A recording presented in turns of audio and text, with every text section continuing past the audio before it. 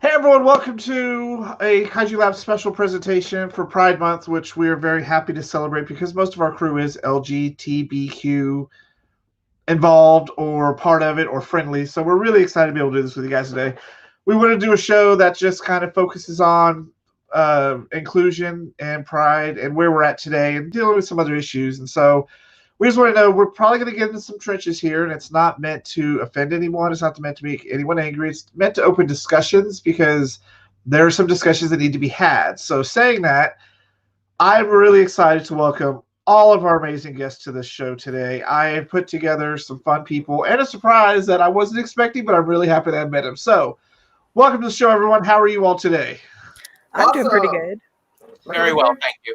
So, as you know, we have Brad, who is from Brad's Red Web, live here on Tuesdays with you guys. I don't know why I didn't think about putting him on the show till this week, but it was like, oh, I should ask Brad to come on the show.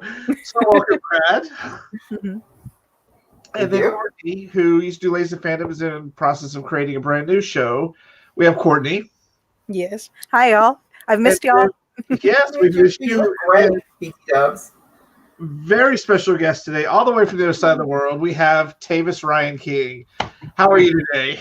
I'm very well. Thank you so much for having me. So we're really excited to do this. And to get started off with, let's just get to know each of the people a little bit. So let's start with Tavis first because he's the newest one that you guys haven't met yet. So Tavis, tell us a little bit about yourself. Thank you. I am an LGBTQ cross-cultural psychologist. I'm a lecturer here in London, England, at Richmond, the American International University in London. And I thoroughly enjoy spending Pride months over June and July, going to different Pride events, Ida Haba events, and sharing what I know about LGBTQ history and psychology. That's pretty amazing. What is your quick coming out story, if you don't mind telling it? I am originally from northeastern Pennsylvania. I came out at 19 years old, which was 2001 at the time. I was very lucky in some regards because I was already living on my own. I had my own apartment, which regrettably was necessary because I was disowned by my father and had a very difficult relationship with my family for a period. Fortunately, that's been repaired with most of the family. And I now live here quite comfortably with my civil partner in London and thoroughly enjoy it. We'll tell him hello and thank you for letting you come be on the show with us today. My pleasure. Courtney, your turn. Tell us a little bit about you and if you want to, your coming out story. My coming out story is not dramatic at all. I'm extremely blessed with the fact that not just my parents, but my entire family is 100% supportive, not just of me, but the entire community. I am not the only trans umbrella person in my generation. So I am pansexual, gender fluid. And while technically I'm the oldest and the first to come out, that's just because I am the oldest. And I've known since I was 12 that I was at least bi, which as language became more available to me, transitioned to pansexual and gender fluid. I've kind of always been, even if I didn't have the language for it since I was like a child. I enjoy being feminine, but that's just because, I mean, now that I'm an adult, I realize I have a rocking pair of gams, to be perfectly blunt. I like my shape, but as far as like everything else goes, I'm gender fluid. I have days where I prefer masculine versus days where I prefer feminine. I just like presenting feminine because why not flaunt what I've got? Yeah. No, it's fine. She's creating a new show for us that should be we're developing, so it's going to tackle a bunch of issues like that in fandom. So I'm really excited for that one. Yeah. And then let's go to Brad. So I'm Brad West. I'm straight gay all the way through, and I when I came out, I splintered the closet door. There's no stuffing me in that box. You must do that thing like Jack Nicholson. I'm here, bitches. Pretty much, yeah. So I grew up in a small town in Beaumont, and of course it was a country town, so I was not out in high school except for my best friend, and I was very blessed with a slightly. I was given a really great transition into the LGBTQ community because we found out later every generation of my family had one set of twins and one gay. And my mom's brother, one of the twins, was gay. And the summer before my senior year, they came, or the year before my senior year, Thanksgiving, they came to visit, and I came out to him. Well, I came out to my best friend in high school, and he convinced me to come out to my uncle. He's like my best friend straight, and he's still my best friend to this day. But very supportive. But he's like, you need to come out to your uncle, and he can help you more than I can. And so my Uncle Dominic, we talked, and so then as soon as I graduated, I moved to Arizona to live with them. His partner was suffering from complications to HIV, so that was a very hard thing for me to get through. But also at the same time, my grandmother came, my Catholic grandmother. I was raised Catholic, and she's my confirmation sponsor, and she is like the goddess of my world, like the most respect for anybody in the whole world to me. And when she came to visit, she sat me down without me asking her, saying or anything, and she told me, I love you. I love you who you are. You're who God made you to be. I love whoever you want to be with. And like at that point, literally, that was like validation. That was the nobody could take me down. So I've never been to shy away from any of that. Like when I came out to my mom, because my uncle had already come up to my mom when he was younger, so my mom was the one who helped transition that in. Like I came out to mom, and she literally sighed in relief and goes, "Oh God, I was wondering when you were going to figure that out." She practically threw me a coming out party. I think that's one of the points of contention with my brother. He's always been jealous. He just dates horrible women, but my family have always liked my boyfriends so much. So I've had that positive end of it, but at the same time, I'm a wandering spirit, a traveler. I love to move around, so I've lived in various states. I've got 2 art degrees, one for graphic design, one for fashion design, but I also had went to school for music scholarship in Louisiana. So I've lived in different states and different environments, and I've seen and dated. I've dated guys that I had to break it off with because they were in the closet. I've dated Black guys who were very the opposite ends of the scale. One end was just like, I think he was only dating me because he had a fetish for white guys, and I had another guy who was just so self-hating for being both gay and Black. And so I've seen all of that. I've seen from the drag queens. At one point I was raised by a pack of wild drag queens. I know all of the different angles of the different kinds of gender identity and stuff, and I've seen both the good and the hate and the support and the cracks in the system and all that kind of stuff. So, and on top of all of that, I'm a super geek, like unapologetically since before geek was cool. That's and like the best way to be. Oh yeah. So, and everybody knows to identify me immediately with anything comic books. And since I was a kid, I think my first word was Spider-Man. And so I do the show The Red Web, and the whole point of that is to show how art imitates life and vice versa, and use comic books and superhero genre specifically, especially now that it reaches across other media and reaches other people, other creators, other diversity, other diverse readers, diverse characters. And I like the idea of using that as a backdrop to examine social issues. And so that's what we do on that show. And that brings me. Mine really quick was I've always just kind of looked at people like they were just people. I never had one preference or another. And the first boyfriend I ever had was Mormon. So, that did not end well. He kept everything very secret. And then I met Phil. Then I met Phil after I was with my son's mother, and I just decided, well, this is a chapter for me because I just love not having the arguments, for one.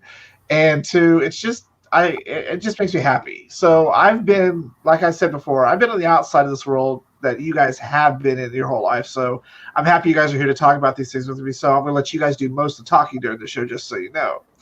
So let's get things started off. So I wanted to find the terms of what we're going to be talking about.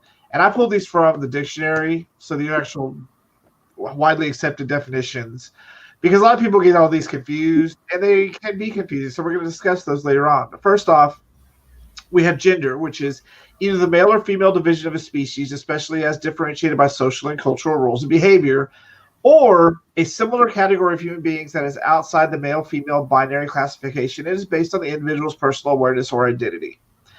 Next up is transsexual, a person having a strong desire to assume the physical characteristics and gender roles of the opposite sex, or 2, a person who has undergone hormone treatment or surgery to attain the physical characteristics of the opposite sex.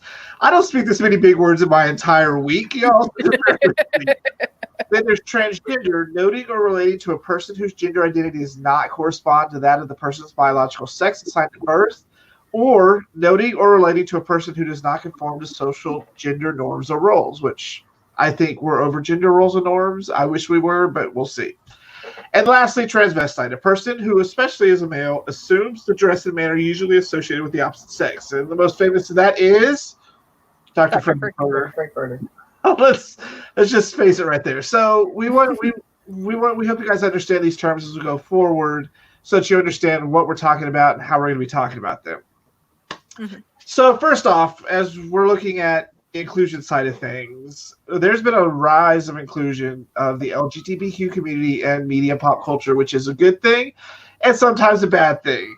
So why do we think it took so long to start seeing the representation? I want to start with Tavis.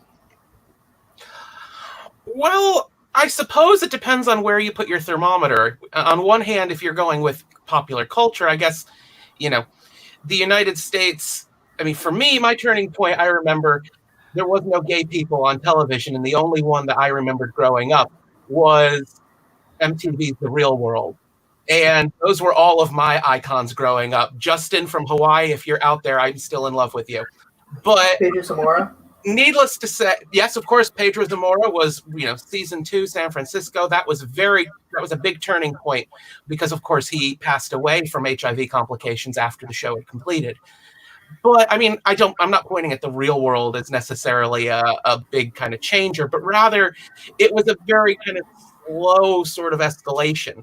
For me, I'm taking the temperature more in psychological research. So I kind of see things getting very exciting around the 1970s when we're seeing Sandra Bem develop the androgyny scale, because we start to see people playing with gender in popular culture and music videos with people like David Bowie and the Eurythmics. And so we can start to see gender being played with there. And I like seeing the connections between the science and the pop culture, if you understand what I mean.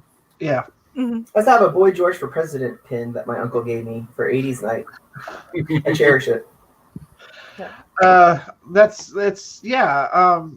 There's always been it's been a back note, and now we're getting to the point where it's coming to the forefront, and I think it's an important thing. Courtney, what do you think? I think I'm a younger person. I'm only 32, granted. So for me, a lot of it is just the media that I grew up with, too. My brain just went... but my first experiences with gay representation in media were honestly Roseanne in both the mother and the sister character, Jackie, and I can't remember the mother, and Golden Girls. And Golden Girls was one of the best... Her brother. Yeah. That's great. I love that. And Ma, particular, sitting Blanche down and going well, what's the difference? You still love him. He loves this person. Does that change anything? And Blanche realizing that no, it doesn't. So, and then going from there, starting to read more, because there was a point in time where I didn't own a TV. I didn't have cable. So most of my teenage years, I was spent reading books, and books have always sort of had this, you can find anything in books these days. Yeah. And then I didn't start coming back into television and movie fandom until the late 90s, early mid 2000s, when you start getting certain things coming up. And so to me, it's been interesting.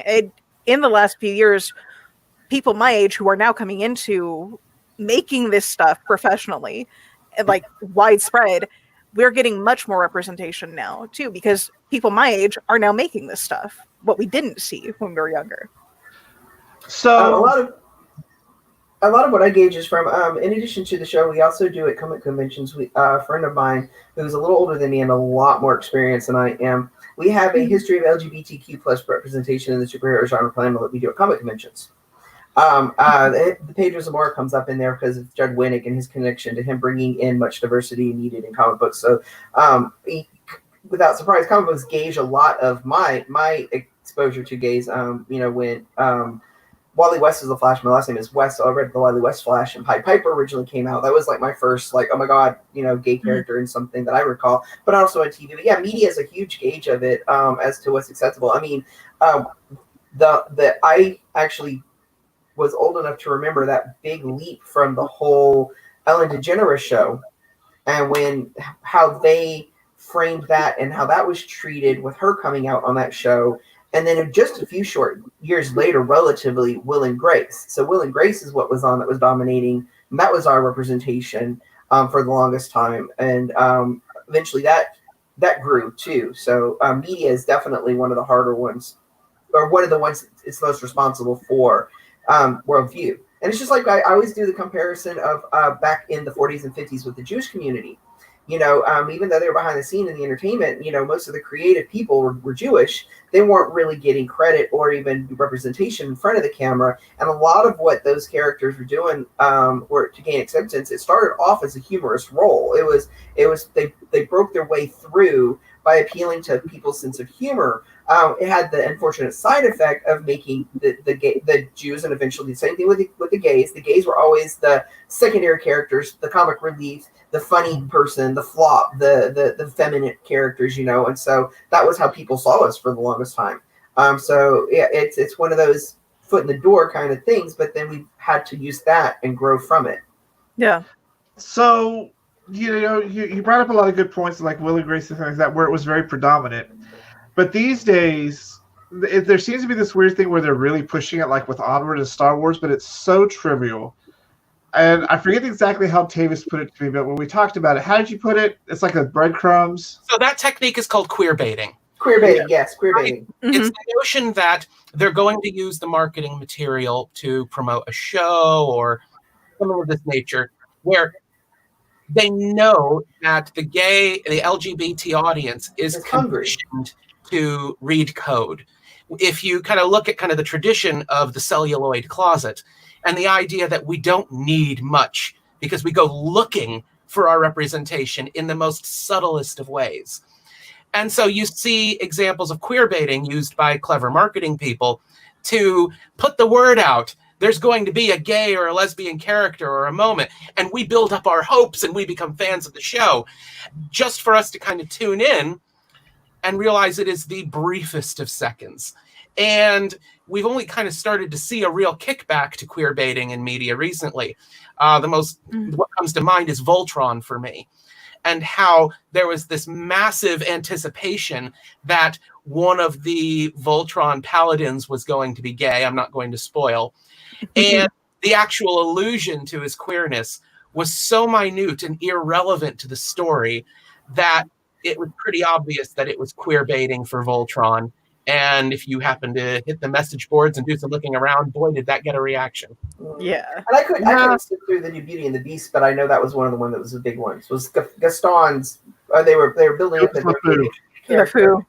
And it wasn't really. That's a prime example of it. You're expecting stuff like that. A lot of that on TV shows, and I know what was Orphan Black was one of the ones. There's like several of them that I had my friends have been coming to me and telling me about. Like I know it in comic books. I know Batwoman, the comic book. You know, a lot of backlash because they built up her having this positive relationship, and they're like, no, we're not going to let them get married. Their excuse is that a married couple can't be happy and still have a good effective vigilante. But it's like we're all waiting for this Batwoman to get married, and so that was a lot of fan backlash. Yeah, it happens in comic books too. Why do you think they do that when we have such prime examples? Why do you think that they queerbait, Courtney? Because money. They want our money just as much as they want a straight cis person's money. In fact, maybe more so, because while we are so desperate for representation, we will spend money, even if it's just that little breadcrumb, on this particular character. Going back to Voltron, Pidge, while she wasn't gay, she is female, but her entire gender representation, she doesn't want anybody to know. Yeah. She is male. She presents as male. And so you've kind of got that double-sided coin with Voltron. Yes, that particular actually male character's allusion to being gay fizzled out, but on the other hand, you also have Pidge, who was a good representation of functional androgyny or genderqueer as well. So, if I can jump in, sorry, Courtney. I just wanted to add that there is potentially a political explanation here, which is that there's a one toe at a time approach. Of course, many people who work in the media are LGBTQ, and there has been this worry that, too much will scare away the straight audience. So there's been this effort to do 1 teaspoon at a time since Will and Grace. Never too much, but just a little tiny push. And people who are more radically aligned with their politics might be impatient and think this is not actually achieving the end we want. But for me personally, kind of seeing the curve of history from the early 1990s to 2020, the one toe at a time approach has fared me very well. Yeah. And, to be able to go from, Pedro Zamora, who is a fantastic representative, but plays into the AIDS victim tragedy as an archetype, to being able to turn on Steven Universe and see queer representation and very possibly very subtle themes of polyamory playing into that. Those are some very huge steps to take within a 25, 30-year curve. And that's just an iota of the history of LGBT media since we started putting our eyeballs on screens. Oh, yeah. Well, you brought up an interesting point about the very small steps as we go. Because, as I was saying beforehand, you're right. There's a lot of backlash that comes to this because Disney Plus just released Out, which is their Pixar Spark shorts. Amazing film. Very positive about a gay couple. And it's getting so much backlash. Like, I don't understand. Because I come from, in my job, I work for a very right-wing Christian talk station. And every day it's like, we have to be able to assert our religious freedoms and that this is wrong and tell people it's wrong. And they don't want sex. They don't want sex education to change. They don't want kids to be exposed to this stuff. But I was like, what about if your kids are that way? What about if your kids see this and realize it's going to be okay to be that way? This whole backlash, how are we not past this? That is my question. How are we not past this point with what we've seen in history to know that people are still people? We've dealt with it with the Black in the Civil War. We dealt with the women's suffrage movement, everything. Just how have we not learned? Tavis, maybe you know the exact date, but I know it's only been recently, within the past, maybe 10, 20 years, that in America, being homosexual is not considered a mental disorder. It's only I don't remember exactly when, but it's barely been taken off of the books for psychological disorders. As homosexual, seriously, I don't remember the exact date, but barely, not even 20 years has it been not considered a mental disorder. Yeah, actually, we're creeping up on the 50-year anniversary. Really? Homosexuality was listed as a mental illness in the DSM-3, the Diagnostic and Statistical Manual for Psychiatrists for Diagnosing Mental Illnesses. Okay. And interestingly, homosexuality was not listed as a mental illness in the first edition. It was introduced in the second. And we have a lot of really, really cool LGBTQ psychologists kind of, starting to emerge to build what they call gay affirmative psychology in order to remove that diagnosis and build the argument for why we should get rid of it between DSM-3 and DSM-4.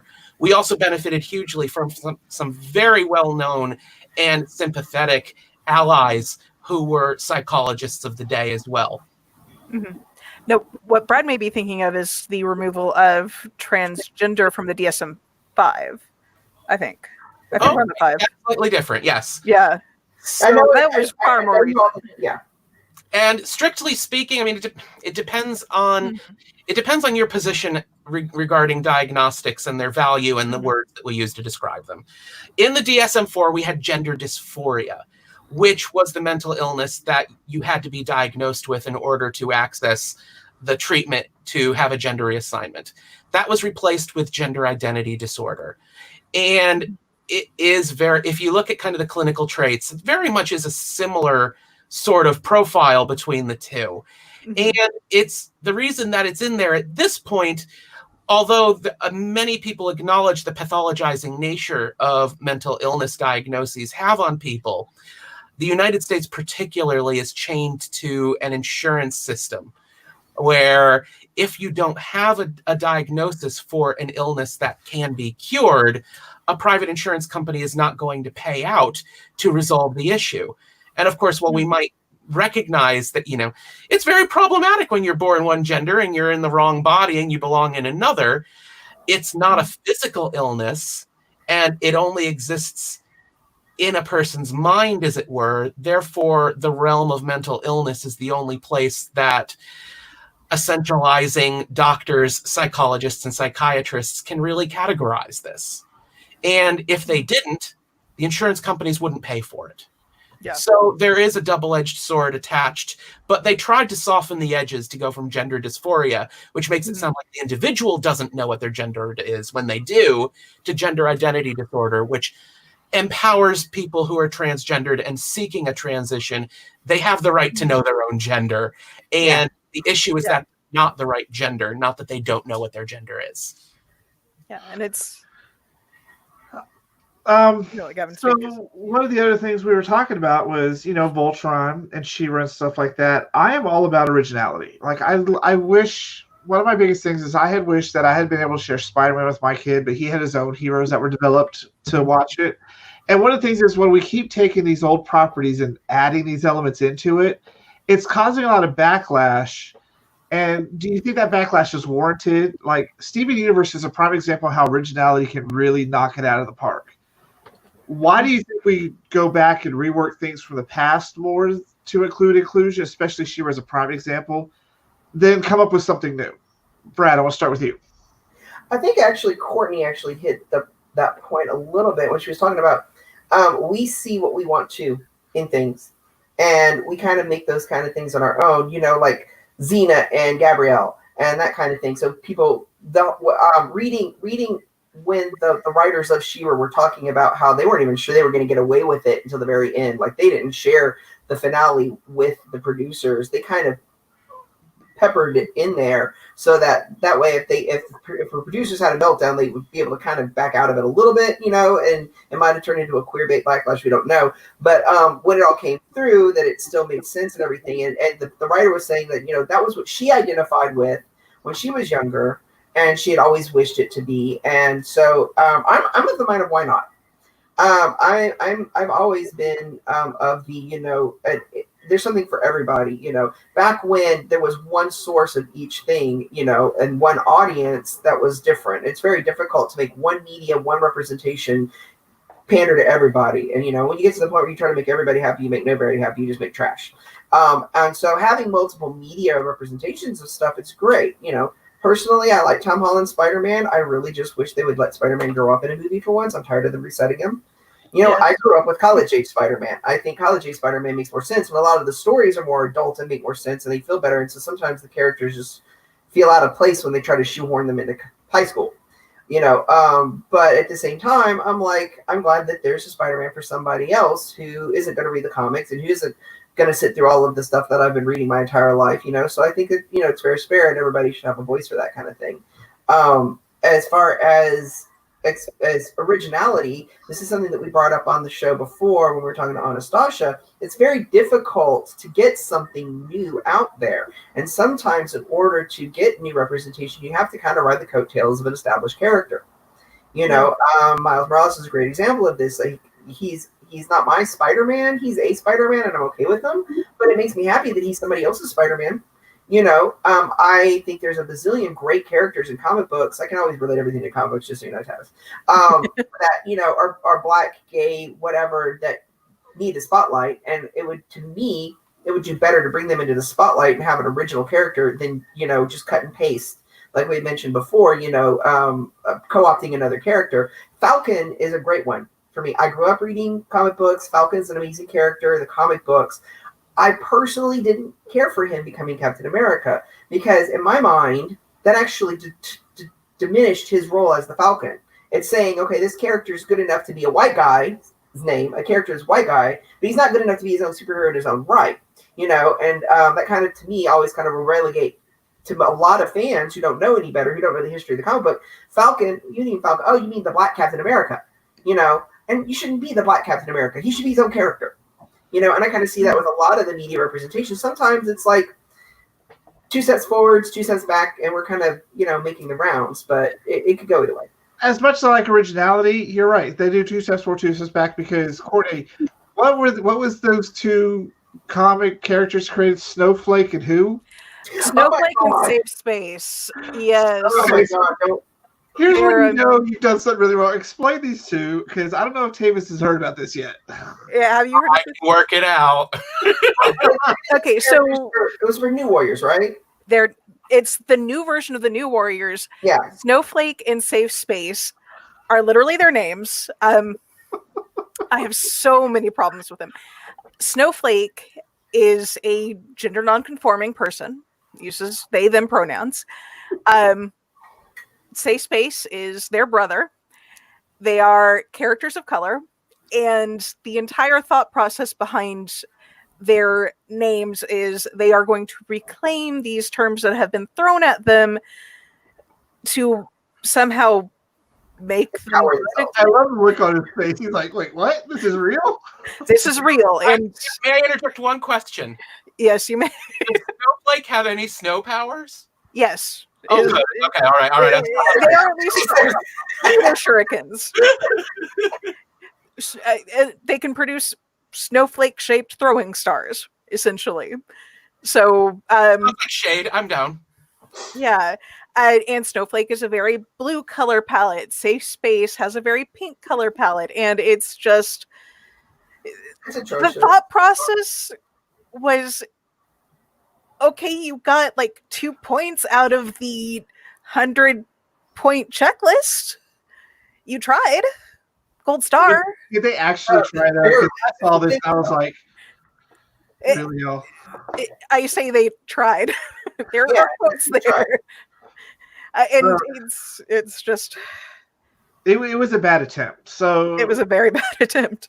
I kind of appreciate it, but at the same time, I'm like, you probably should have had a much larger opinion panel behind that. When we were talking about, originality versus rebooting things, what is your thought process on that?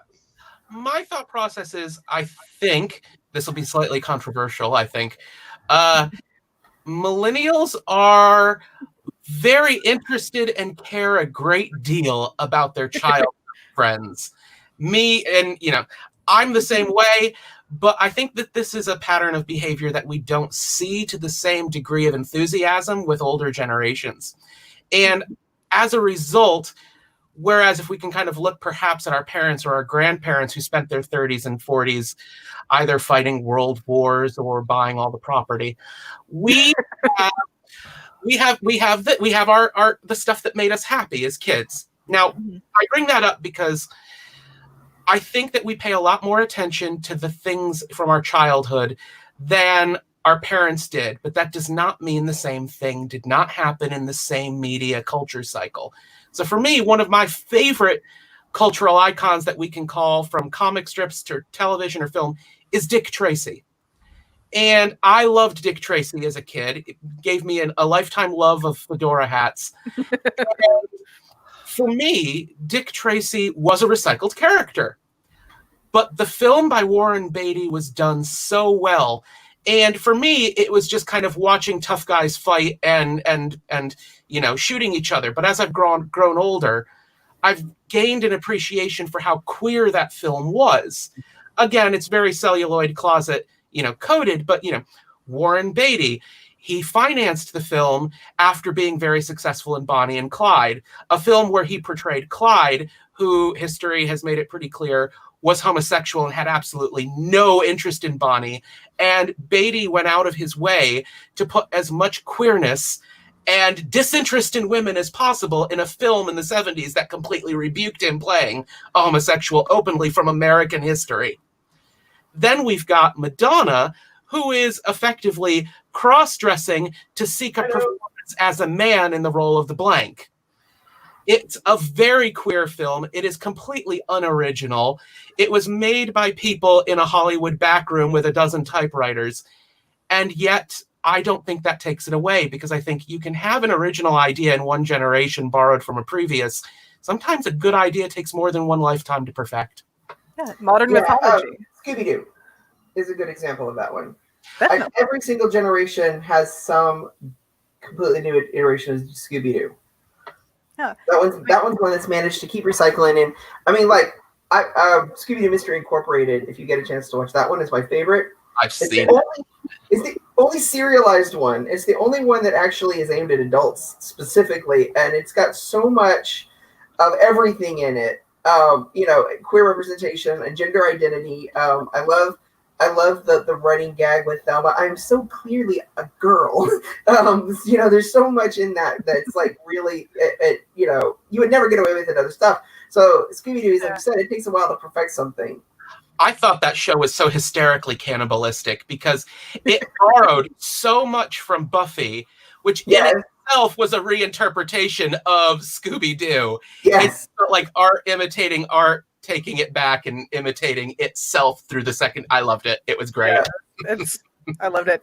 But I mean, that actually goes more towards a point of media as modern presentations of mythology, which is an entirely different subject that I can probably talk for hours on.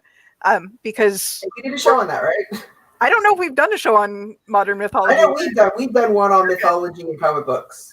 Yeah, I want Courtney to do a podcast on mythology and especially cryptozoology because she knows her stuff about that. Oh yeah, I've got like multiple books on mythology. I mean, I'm a pagan. I kind of have to know my mythology here. But I mean, but going to that, it's a lot of these modern tellings, like Dick Tracy, like Spider-Man and Batman, our modern superheroes are just a 1910s onward version of American mythology. You got it in like Paul Bunyan and Johnny Appleseed, which were from the early 1800s and on. And as far as representation, there's a lot of stuff that gets skipped between generations. Look at, I'm not meaning Loki as in the comic book character. I'm looking at Loki as in the modern or the ancient mythological fiction person. There we are. Loki was gender fluid. Half of the gods of Asgard express some sort of gender play. Lots of Odin's wisest words came from Odin as the wise woman, not the wise man. So Hercules even has a lot of examples of gay interactions that they kind of glaze over. Yeah, history as a whole, modern historians tend to ignore that 90% of the Greek population just didn't care. Yeah. You get Achilles and what's his name and all of those other characters where, they were just good friends. No, they were not. They were lovers. Yes, they had female lovers, but a lot of Greeks also had male lovers. They didn't care. Yep. So it's kind of one of those things too. And it's been pretty fun watching us re-embrace, and I'm saying re-embrace here specifically as a culture, this new generation of representation and queerness overall. Wow, we've got about 15 minutes left, so I'm going to rework our show some. We're just going to keep on this topic, and we're going to do the other parts as other shows at some time. But you're right. I never really thought about it that way, Tavis, that you can improve upon the past. Mm-hmm. And I think the problem is people are so attached to the things from when they were children. Like, I got in a Smurfs tirade the other day. I don't even go back into because I know my Smurf lore. Yeah, Courtney was part of that conversation. So, do you know the very, very, very, very beginning of Smurfs? Yes. Where they very originally came from? Yeah, they came. Yeah, it's German. The shops. Yes, they were meant to. They were basically supposed to be the opposite of gremlins. They were good gremlins. They were to advertise a German petroleum company, and basically, kind of like putting a tiger in your tank. The Smurfs were supposed to help your car work better. That's where the original designs came from. So yeah, everything can be improved upon. And nostalgia is a really tricky subject because it's a very tricky subject. People listen to me as Spider-Man. Like, there are points where I really do get upset with Spider-Man. Like, I really do get upset with them changing things. But at the same time, I understand why. But there's so many people who are so not like that. Nostalgia, it's a personal thing. It's something from your childhood. It's hard not to make that a personal attack. But not everybody's as open-minded about it, I guess. Yeah. I think Tavis's internet just went out. He should be right back. Yeah. Yeah, there he is. See, he's right back. Aquarius. I'm in the Chinese tile over here now. So, one of the things that we had brought up earlier is, how Hollywood's kind of dragging its feet, but the streaming services are really on the ball with this rise of inclusion. What do you think the major difference is in the streaming services versus Hollywood and the way they handle this? I will start with Tavis. This has been pretty well discussed in a certain light. The streaming services are not beholden to advertisers, and therefore they're in a stronger position to take risks. Moreover, because it's not a fixed viewing schedule, you are not inflicting an unwanted show on an audience. They can just bypass it to whatever it is they want. So I think this doesn't feel too controversial to me, between the high degree of choice and the lack of advertising revenue, it's very easy to churn out LGBT representation when you don't have heterosexuals getting in the way. Well, then what do you say when Disney Plus does Out? And the whole world's like, oh, it's up in arms over it. Either you love it or you hate it. I'm like, if you don't want to watch it, don't watch it. Don't watch it, yeah. I'm very cynical.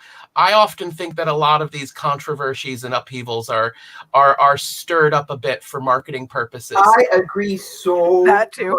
much. So much. And because, you hear about these controversies in news articles, and then when I've gone and tried to talk about them with people, they seem to hate other things in a much greater degree than these things. Catwoman is a huge, huge thing. So like last whenever, and they announced that Zoe Kravitz was going to be playing Catwoman.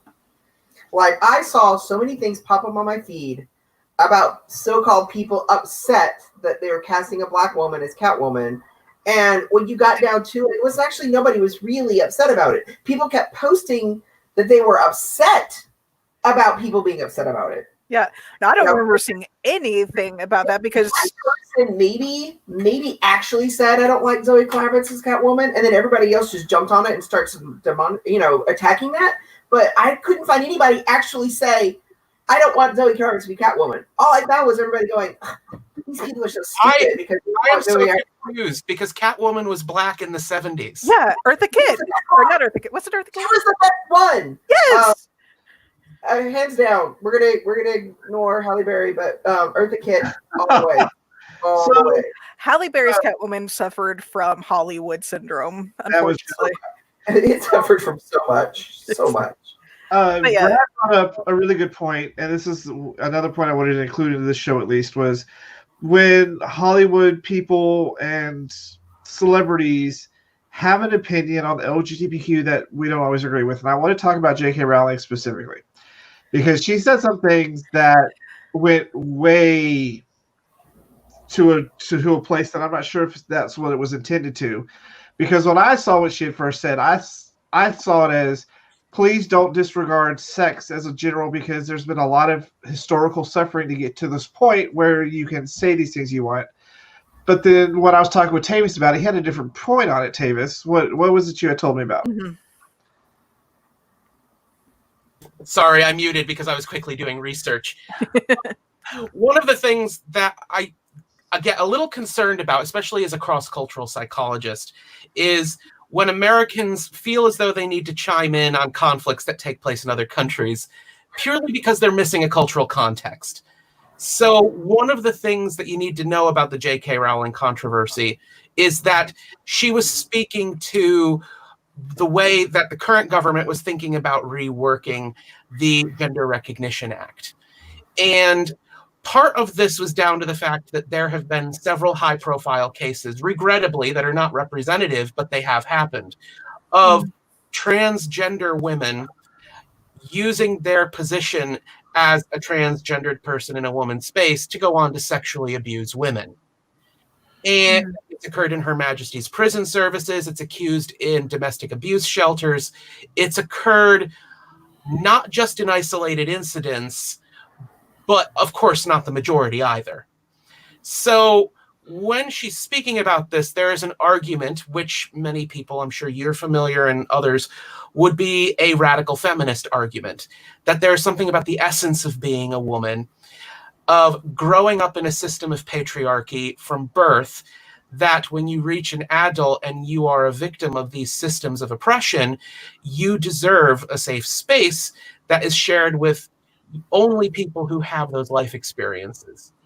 Whereas they would argue that men who have grown up with the privileges of patriarchy, who decide, in fact, as an assertion of their misogyny, that they can be a woman now, they have a choice in the matter, and they think they have access to the same spaces as women who've been in the oppression the entire time, these radical feminists take issue with that. And I can see personally both sides of the argument. I think that, when we're talking about gender recognition, we need to understand equality. On the other hand, I know that I don't want, this is me speaking personally, I don't want to be forced to be in a space with people I don't want to be around, regardless of how changed they are within themselves. That may not matter to me. So I can see both sides of the argument, and I can understand what JK is saying with that. I think that there is a certain amount of overblow from it, because people are commenting from all over the world without any context to the political discussions going on with Britain's Gender Recognition Act. And I think that goes to, hold on quick, a bigger issue is that we live in I call it the disinformation internet age. They will jump on anything without doing any research. I've been guilty of that myself. Like Anastasia shared a video of a medium who said she talked to George Floyd. I think Brad saw that post. I went looking for that video because I had to see if this video was true. Could not find it anywhere. And she found out that it had been scrubbed because this woman. So it sensationalizes things, and we jump to something, and I think that's as a detriment to us as a whole. But Courtney, my only problem, and this is circling back to that political cultural difference. Yes, she may have been responding to something in Parliament, but it had an effect on American politics because one of our own U.S. senators, I put the link somewhere. I have to find it in my notes. I did not put it in those notes. I put it in my other notes. But one of our own U.S. senators used J.K. Rowling's words as excuse and justification to deny general GLBT rights in our own U.S. Senate. We have some messed up politicians. Like, they would allow the lynching exception for LGBTQ people. You don't lynch people, period. We're in 2020. We have enough to deal with, Yeah.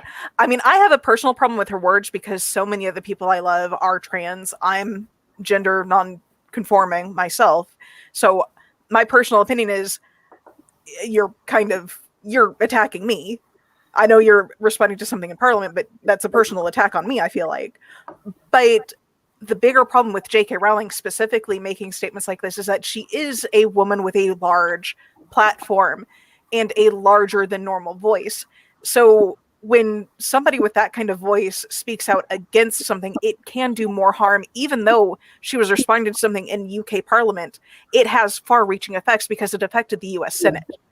So I definitely hear that, when she says things like that, it's hurtful, and I certainly don't disagree. I can understand that entirely growing up in a Bush era towards attitudes toward homosexuality.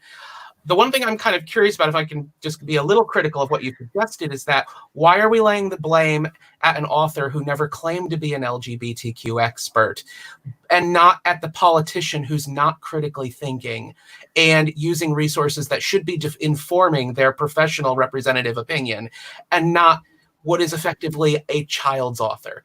That's incredible evidence to me, based on the politician, not the kid's author who said something that is unpopular. Because it's sorry, go ahead, Brett. Yeah, it doesn't sell papers. It's name recognition. It's BuzzFeed. It's a quick word. And unfortunately, and this is a problem I've had this problem with media as a whole in general, long before social media. And the whole idea, like I say, when they said no news is good news, it's basically what was that? As a Don Henley song, they love dirty laundry. And that's basically the truth of the news is that it's a product. It's not just the news. It's a product. It sells commercials just like any other TV show. So they have to get people to watch it. And BuzzFeed's like, politician X says something crappy, doesn't get people to click it as quickly as famous author says something crappy. Yeah. I mean, and but especially coming from J.K. Rowling, who has so previously done the bad bad sexuality baiting, bad queer baiting. Saying, yes. Yeah. So the fact that she's done that before, and then she comes out with this TRF stuff, the turf stuff, is just kind of, it adds salt to an already raw wound for a lot of us. Who I loved Harry Potter growing up. I am a Slytherin for life. But I didn't like Harry Potter till Fantastic Beasts. Yeah. But honestly, I didn't. So it's also that kind of, we looked up to you. You were one of our heroes. Why are you doing this to us? Kind of thing. You have a platform. I'm very careful with what I say on my platform because I may be a Z grade celebrity. I might even be like triple Z at this point, but I still have a platform to speak, and it is my responsibility to uplift with that platform. And it's one of the things we cover when we do the GLBTQ superhero panel. There are so many creators that we find these instances. It's like, what were you thinking? How did this get through? This is permanent. This is out there. You're not taking this back. Yeah. You know. And right now, I'm seeing a lot of creators getting just canned left and right. I mean, a couple of big Marvel projects that were already almost completed. They're just plain not getting published. I mean, that's loss of hundreds, if not thousands of dollars worth of production on their part, you know, and because, you know, now people are finally being held accountable. We're getting to the good end. Unfortunately, the anonymity of the internet emboldens people. It emboldens people to take things too far.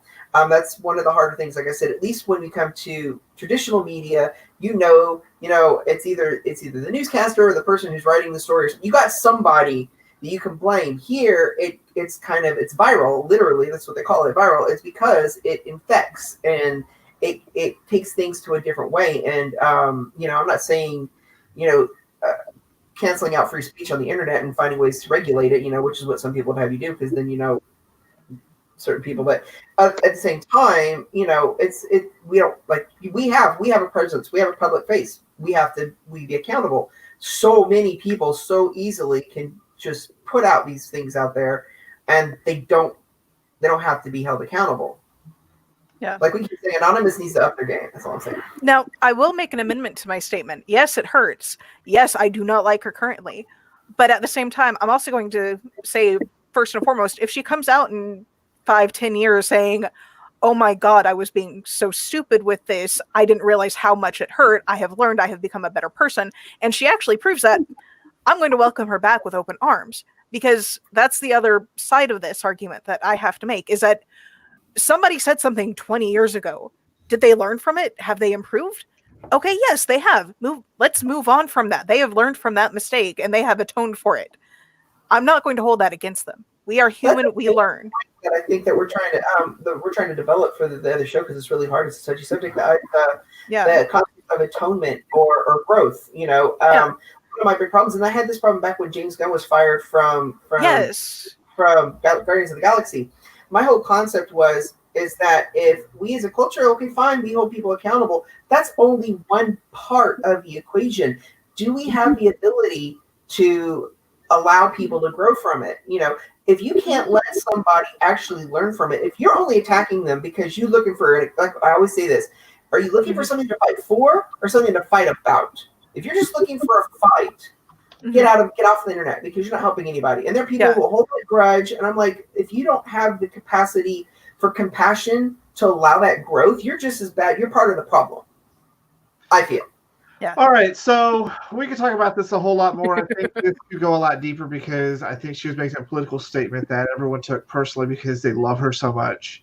But we have about 4 minutes left. So I wanted to give you guys some last minute thoughts. I know Tavis wanted to talk about a book real quick, so let's start with Tavis. Oh, all I wanted to do is mention, if you are interested in psychology, gay, lesbian, LGBT, dark horror comedy, by all means, please have a look at my book from Lulu Press, A Dead Father. Link in the chat. Thank you. I would love to. I saw that come up here. That's pretty interesting. So hey, you do everything. You do everything. Like you're never not busy. Last minute thoughts, Courtney and Brad. Oh, I can't wait to get back into this on part 2 or even part 3. Yeah, definitely. And when it comes to representation, that's a big thing. Is we have to not only demand change and representation, we need to learn how to recognize it and support it too, because there's a lot of where, we ask for it. Comic books, I see it all the time. We ask for representation and demand these characters, and we tell comic book companies to print these characters, then we don't buy the comic books. Yeah. And definitely support with your wallet too. Yeah. So when you can. That's don't go one broke, way. but... Yes, there's the queerbaiting, and we need to learn how to navigate that better. But at the same time, when there's general representation, tell everybody, put it out there. I want everybody to watch Hollywood on Netflix, because that is a great show. So so like, tell everybody, like Tavis said, it's, you have to look for it, you have to select it, watch it. It's I think there's something that I remember hearing a previous generation of gay men say as I was coming out and growing up, and I think that we put a great deal of emphasis on the symbols in the media of representation that are given to us. But I think that there's much more to be said to be and create the symbols you want.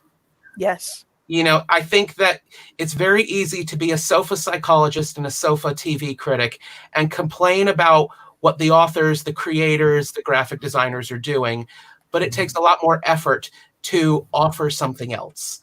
And I would certainly encourage a creative originality in terms of representation, rather than just complaining about what I've been given.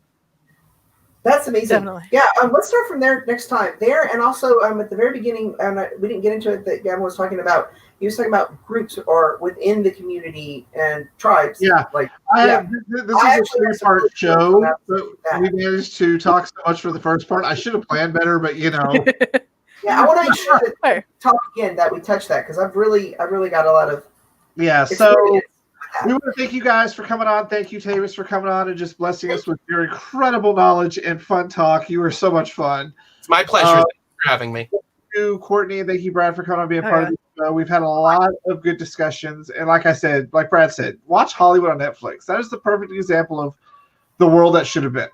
Exactly. The world that should have been. I don't know if you see Tavis, but you really should watch it. It took me a while to realize this is an alternative 1950s Hollywood. So, and Teabag said Tavis is the mind wizard. So that was one of our last comments there. So that's it. We will maybe be doing some more parts of this, but thank you guys for watching our live broadcast today. If you're watching on TV, make sure you hit us up at Kaiju Labs Media to see all the fun things we do. And that we're out of time, so we'll see you guys